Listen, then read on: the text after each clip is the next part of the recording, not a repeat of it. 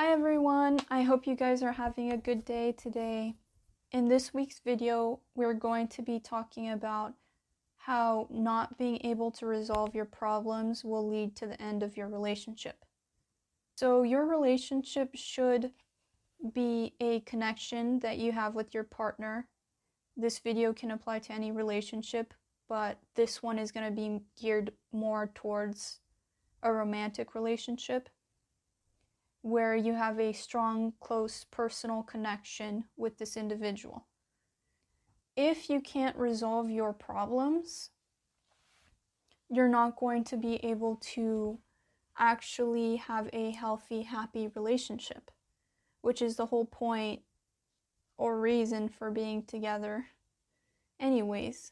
So I would like to talk about a couple things that you guys might be able to do that might help you guys resolve your issues. So we want to start off by talking about things that inhibit communication: past traumas, coping mechanisms, and repeating patterns. So these are all going to be things that are going to come up in every relationship.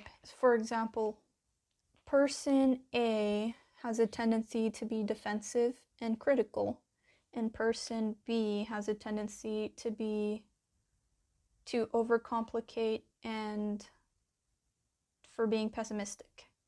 So you want to get to know your person so well that you understand what coping mechanisms they engage in. You want to be able to maybe even do some research on it. You can even become informed. You can even ask them.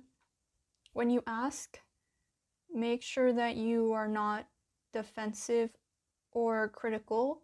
You want to ask because you want to understand why this individual is engaging in that behavior, not because you want to necessarily stop or control them.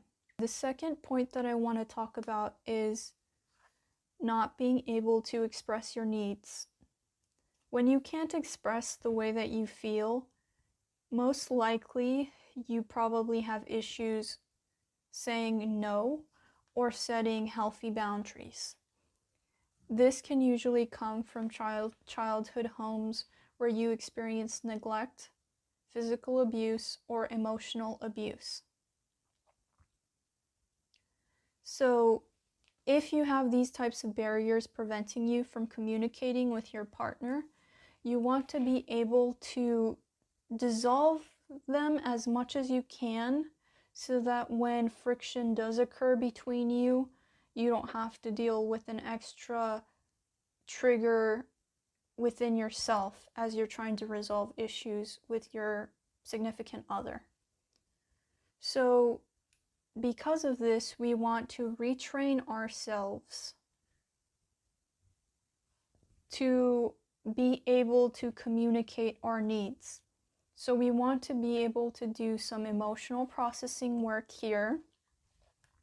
We're going to go into our internal feelings, and you want to feel whatever it is that is preventing you from communicating your needs, your wants, your desires, your boundaries. And whatever it is for you, you want to stay there with yourself until it slowly dissipates on its own. You might have to continue to do this, but you'll notice that every time you do this, some little aspect of you being able to communicate your needs, wants, and desires will be easier each time. So you don't have to worry about doing this all at once. Just do as much as you can, and that is enough. Your body knows how to heal. It knows what you're ready to heal. So you don't have to worry about controlling the process. I do want to talk a little bit about coping mechanisms. There's a whole list of coping mechanisms. We did talk about becoming familiar with your partner's coping mechanisms earlier, but I just want to give a couple examples here. So we have coping mechanisms such as defensiveness, aggression, denial, and etc. You don't have to know all of these coping mechanisms, but they're going to help you to understand what is preventing you and your partner from having a clear communication, because that's what's really getting in the way of you guys solving your issues here. With these defenses, either you or your partner can try to do emotional processing on them as well.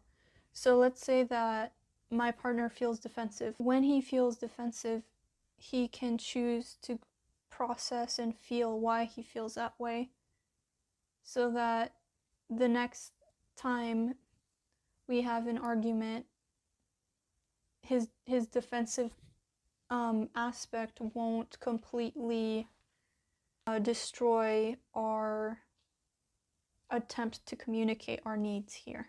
So a lot of the time when partners are trying to communicate with each other, especially when they're arguing, it can feel almost as if you're in some sort of like war, where you feel like your partner is against you and you have to fend for yourself and you have to advocate for yourself, you have to take care of yourself because the other individual can't be trusted, or whatever it is for you.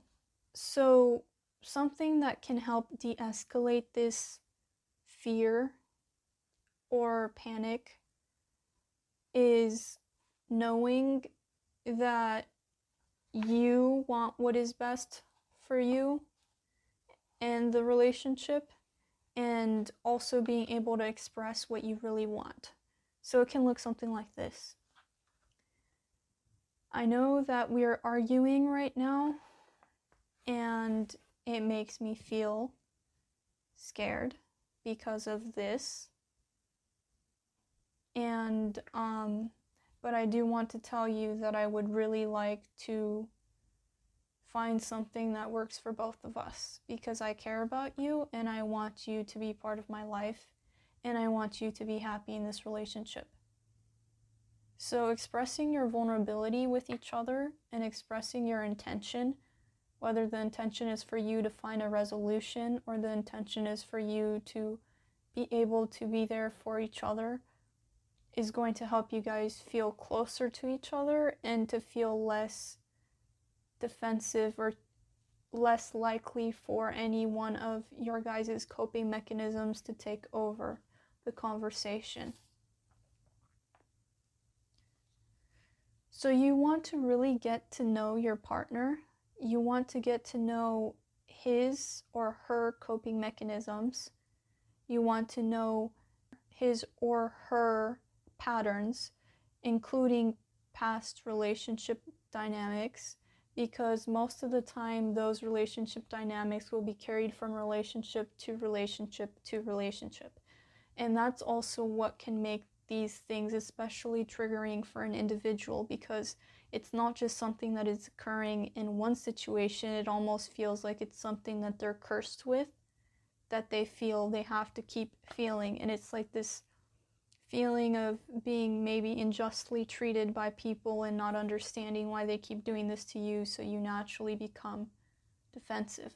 So once you've done all this, you should be able to get to the point where you are able to openly discuss solutions that you both can agree on. Because you have to understand that if you're just fighting for yourself, your point of view, or to be right, or whatever it is that you're trying to get from this, and you're not trying to work on this as a team, which is what a relationship should be like, then you're gonna be stuck, because you can't have a relationship by yourself with another individual. And you need to be able to actually give or add to the relationship in some way. And if you're not able to do that, then you're not going to be happy in the relationship. So it's better to be able to either communicate what needs you have and try to resolve them, or figure out exactly what you want and see if you can get that from them, but also having that be something they also want to give. And I'm talking a little bit about compatibility here So you need to make sure that your partner shares a lot of the same values as you. You need to make sure that your partner either complements your attributes or enhances them or adds to them. Because if you're not compatible, it's kind of like trying to fit something together that should not work. And it's going to make you both miserable because you're going to be trying to be something you're not for someone who you shouldn't have tried to be in the first place. But because people experience a lot of trauma in their childhood, there can be a lot of shame around people's personalities, that they feel that they need to be a certain thing for certain people when they were just raised in an unhealthy childhood environment and stuff like that. So if that's the case, if there is an incompatibility or incompatibility in general with both of you here, this is something that you really need to look at, because if you don't, it's gonna be something that can destroy your relationship and destroy your life in a way. Because a relationship should be something that adds to your life and that enhances your life. But being in the wrong relationship is something that can easily have a really negative effect on the rest of your life. I do offer some emotional processing on my website here. I will have a link in the description box below. Here it is.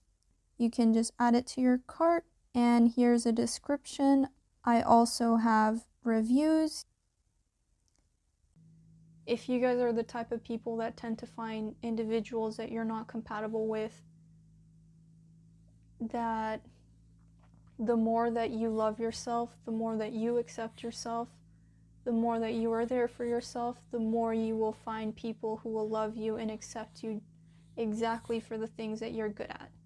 So that individual is going to be like, oh my God, I love this thing about you. And you're going to be like, oh, that's so strange because I've never had someone say that about this thing that I like doing. And it should be like that about other things. And that's what makes relationships so valuable. You understand that this individual adds to your life and amplifies your life